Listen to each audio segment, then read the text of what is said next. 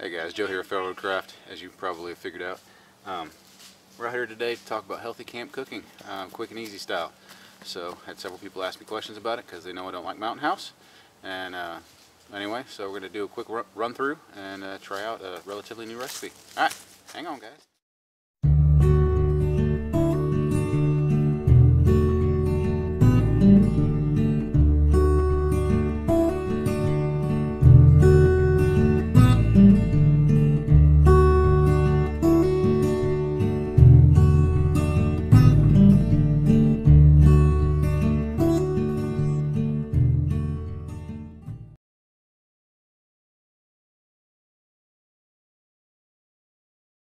Alright guys, well, it's a different time of day actually. Had a little catastrophe out here with my kids playing in the woods. My son somehow got stuck in a tree. I didn't even know he could climb them yet, because he's not even 3. But anyway, we're back out here again. Opposite end of the day. So while I don't have kids in tow and I have a few free moments, I'm going to go ahead and outline what I'm doing. That way, fewer distractions later on. I'm sure they'll be out here in a few minutes. But anyway, healthy camp meals. You know, like I said in the intro, I'm not a huge fan of Mountain House. You know, I have several personal reasons. Number one is I just don't care for how it tastes.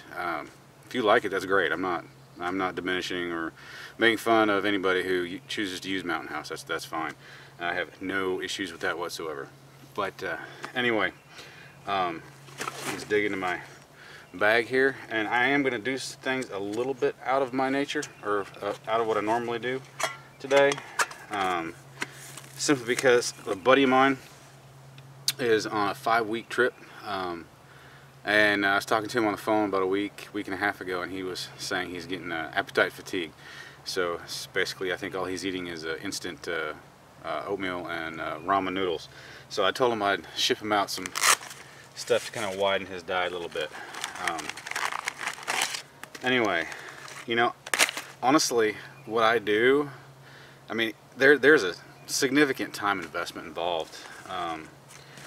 It probably still comes out to be cheaper, although I don't know if you factor in the cost of electricity, it may not be any cheaper than Mountain House. I honestly don't know, but I don't care. It's not going to change the way I choose to do it. Anyway, let's unpack my nifty little haversack here. Alright, and 1 day's worth will fit in my Morse pot. Actually, probably more like 2 days depending on how I pack it. It's kind of packed inefficiently today, but alright. And also, I'm sure it's going to generate some questions. Most who know me know that I choose to keep it to what's known as paleo, or basically starchy carb free. That's a different video. But in the woods I don't choose to do so. I mean, if I'm just going out for a half a day or a day or something like that, I will. But it's really hard to stick to a high protein, clean diet in the woods, and so I don't even try. I'm active enough typically when I'm in the woods that it doesn't matter that much. You know, the overwhelming starchy carbs don't really affect me metabolically until I come back and transition back into that high protein diet. So anyway, I do kind of hold to the same relative principles. You know, try to keep it as high protein as possible and as low starchy carb as possible, but that's just not something you can efficiently do on a budget and get done. So quick rundown of what how I normally cook in the woods. And like I said, we are going to do it a bit different today because I'm working on a recipe to send to my buddy. But these are just home dehydrated veggies. This time of year, like these, I mean, it's mostly by and large frozen vegetables that I get at a local grocer that purchases the vegetables as local as they can. I mean, it may not be, you know, within 100 miles of me this time of year, but they buy as close to home as they can get. This is organic London broil. I just sliced and dehydrated at home. red onion. These are it's ground corn. Red lentils. This is the heart and soul of most of my camp meals right here. It's nutritious. They cook quick for a bean. I mean, you still probably got about a 15-minute time investment on the heat involved, but nutritious. They're relatively high protein for a legume or a bean, and they're tasty. Faster than any other the bean that I know. Even the buddy that I'm making this for, or designing this meal around, he did a video stating basically the same thing, but he chooses to use green lentils, or I believe they're truly French lentils. These are, if anybody's familiar with just a regular lentil that you get at most grocery stores around the nation, these are much thinner. Here, get this. They're much thinner than green lentils. In fact, I probably, if I'd been thinking ahead, I would have brought some green lentils out here just as a size comparison. But because they're so thin, I mean, they are almost paper thin, they cook a lot faster and they're actually better for you. So the heart and soul, the basis around most, at least my dinner time meals, is you're going to have a meat of some kind, which enter the dehydrated London broil. And again, if I'm just out there for a day or two, I'll hard freeze a cut of meat and bring it out there with me wrapped in a coat, or you know, a blanket of some kind, or shove it down in my sleeping bag, and it'll stay cold until I choose to use it. But when I'm going to be out for a few days, when I don't have temperature control, then I'll default back to dehydrated stuff. So anyway, this is going to be a series. These videos is going to be a series. So this is just kind of the basis, or the overall of how I do it, and then as videos progress, I will get into the specific recipes that I use for me and my family. So for today, this is what we're going to do. Actually, let me back up. Another one that I use a lot, almost as much as the red lentils, is homemade dehydrated potato granules, which is basically just take potato slices. The sun's kind of washing that out a little bit. Maybe that'll help. Just take homemade, or slice some potatoes, white potatoes, red potatoes, whatever, and blanch them for a minute in water, throw them on the dehydrator for about 24 hours, then stick them in a blender and blend them up, and you have your powder. I mean, that's all there is to it. It's that simple. And like I said, there's a time investment involved. But anyway, so what we're going to do today is tailor this around my buddy, because you know, he's cooking over a fire for every meal of the day, and so I want to kind of think ahead in his shoes. And you know, he's going to want to, you know, the more fuel he conserves as far as wood to cook his food, the less energy he has to spend. So I'm kind of stepping outside my natural health box or whatever, and trying to tailor this as close to what I do as possible, that's tasty, and yet at the same time I cut some corners as far as a home processed aspect of everything, and kind of touch into the modern world. So ground corn, these are instant grits. These are, I think it's 3 or 4 cheese instant grits, 2 packages right here. We will be using red lentils. We'll be using a Jack Link's hot beef summer sausage. I haven't done this before, guys. This may turn out nasty. I don't think it will, but anyway, so if it turns out nasty, bud, I'm sorry. But so let's get this going. I need to get a fire started. Once everything is simmered together and kind of mixed, it will turn into kind of a stew, a gloppy stew, really, kind of like a mix between, well, a thick porridge is what it's going to turn out to be. But once that's in there, I chose the hot sausage because I've never cooked with these instant grits before, and you have to season this to make it taste good when you use the regular home ground corn like I usually do. So I'm hoping that the seasoning in this sausage will kind of take over a little bit there, because he's not going to want to have to keep a whole spice rack in his camp. So I have rambled way too long, so let me get a fire started, and we'll get going. Another thing, guys, I wanted to add before I start this fire. I'm aiming this, I may be hamstringing myself here. I am trying to be seriously conservative in the amount of wood that I use. So I'm actually not pre-cutting much, because I want to know exactly how much wood I have to put into this fire to create this meal. So here's what I have so far. I have a couple, well, I've pre-cut the logs, but I haven't split them down. Then I have my pencil, lead pencil, and thumb size over there. It's just kind of a modified twig fire, basically. I usually don't typically separate the 3 piles. I get a good bundle of feathers going and just dump it on as it takes it. So, and then there is our tender bundle of feathers. So anyway, let's get this going.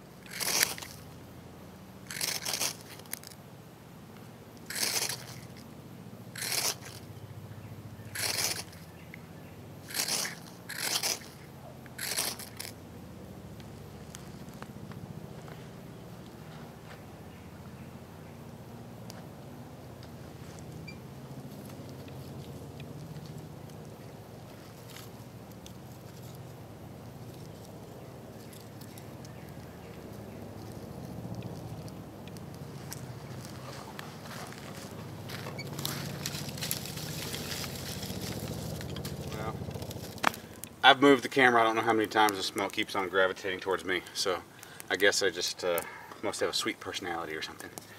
But one thing I'm going to send my buddy, something in my regular cook kit. He's already got chaga. He's not much of a coffee drinker, so I may send him some coffee just for grins. But I don't need to send him some chaga, which I have coffee and chaga in there. But one thing I am going to send him, dried elderberries. I'm going to go ahead and get that on now, which is why I turned the camera back on. It's twofold. They're really good for you, high in vitamin C and a bunch of other stuff. Look it up online. I'm not going to take the time to get into all the health benefits, and the quote is because some people agree and some people disagree, and your natural health choices are totally up to you. I'm not going to try to convince you one way or the other. So anyway, I'm going to make some elderberry tea. Probably throw a few pine needles in there just for grins. But one thing, and I'll show you how much I put in there. I put in too much, just strictly for tea, so it makes the tea kind of strong, which I don't mind. I like strong beverages, coffee, tea, whatever. I like the strong beverages too, but this is likely too much. But let's back up here.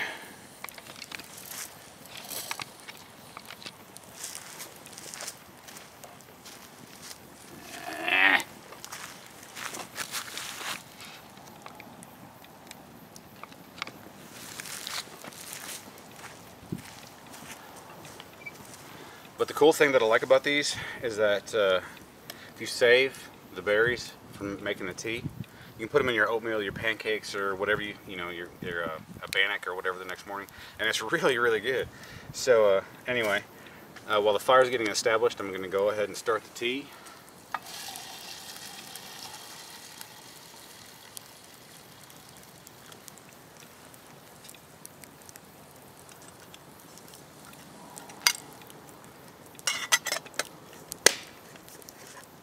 So one thing I love about these canteen cups is just the shape. It may just be a mental thing for me, but I like it because it hugs the fire. So I'll go ahead and get that simmering here. Alright guys, it dawned on me that he likely uses a tripod to cook off of, so I'm going to do the same thing.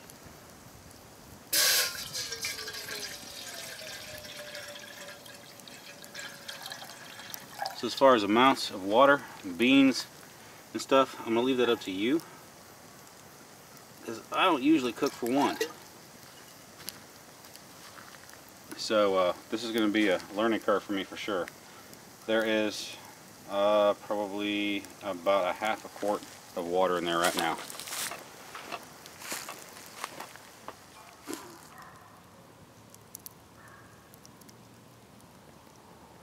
Alright guys, typically like I mentioned, I cook for a family, or at least, I've got 3 kids, and so at the very least I've got 2 of them with me when I do this. We're simmering, by the way. I'm just guesstimating the amounts here. Kind of have to. I'm one of those cooks that cooks by sight and by gut. So for a 1-person meal, I'm figuring somewhere between 1/4 and 1/2 cup.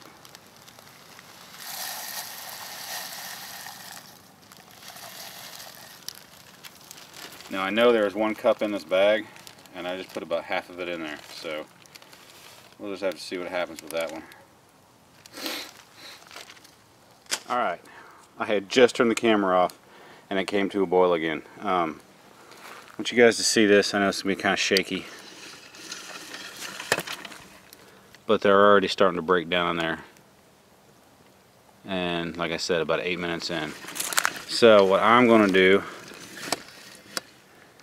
I'm going to go ahead and cut up that summer sausage and drop that in there so the seasonings can flavor the water and hopefully get some of that flavor into the beans.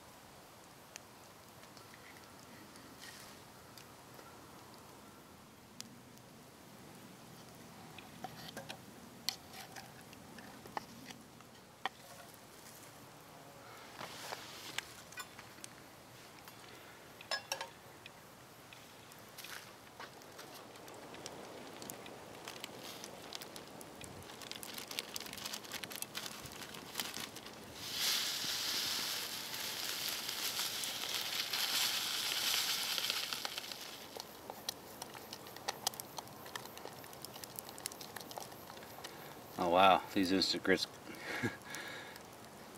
they thick it up fast.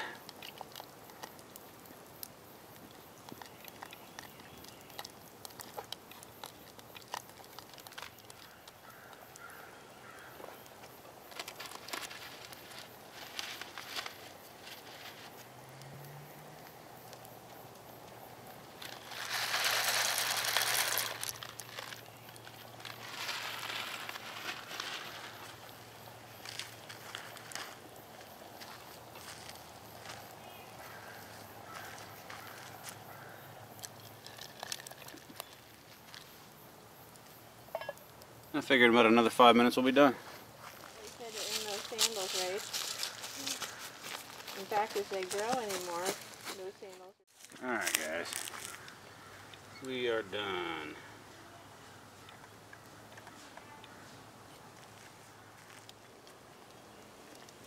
Let's get a angle change here so you can see what the consistency is like.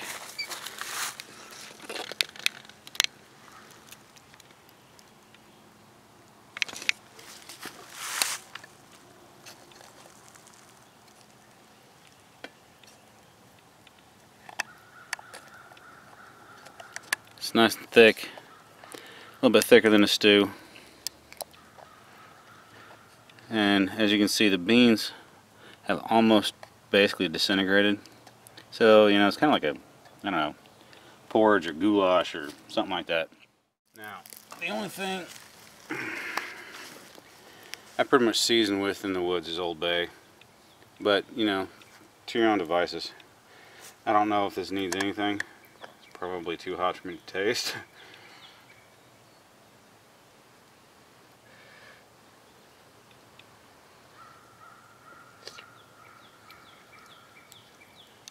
Well, the flavor of the sausage comes out really well.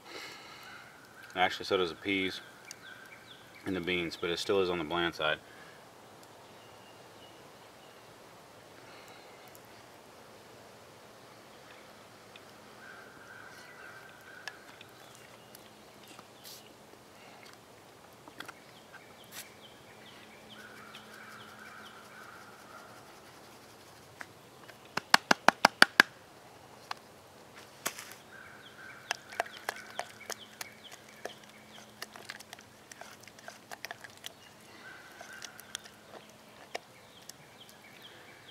Alright. But I do have to say, this is pretty tasty.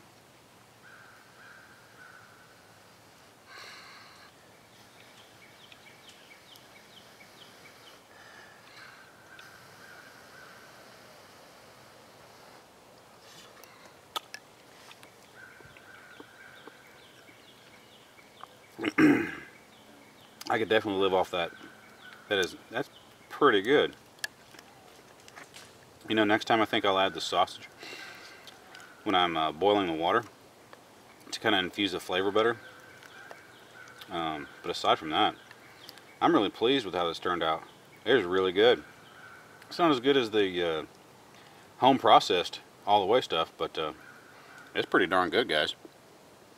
So anyway, well, I'm gonna go see what my family's doing, and we're gonna kick back and have a little bit of stew. It's not quite dinner time yet, but we'll snack, I guess. Have a little bit of stew or whatnot, and some elderberry tea, and just enjoy each other's company out here by a fire.